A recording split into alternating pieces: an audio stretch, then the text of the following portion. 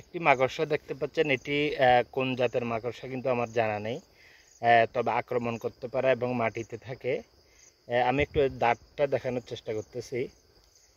কিন্তু কামড়াতে পারে এবং খুব গায়ের দিকে দৌড়ে আসে, এই টাইপের একটা মাকড়সা। দেখুন দেখুন, ছোবল মারার জন্য কিন্তু চেষ্টা করতেছে, একদম সাপ টাইপের মাকড়সা কিন্তু। দেখুন,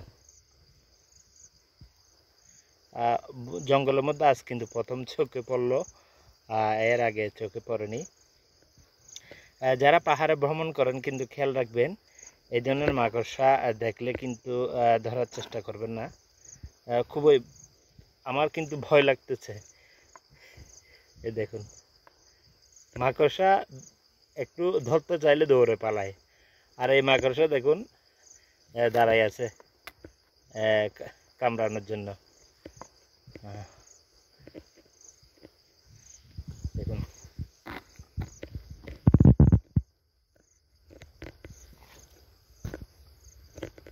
খুব ভয় লাগতেছে এই মাকড়সাটাকে দেখে, কি ভয়ানক মাকড়সা।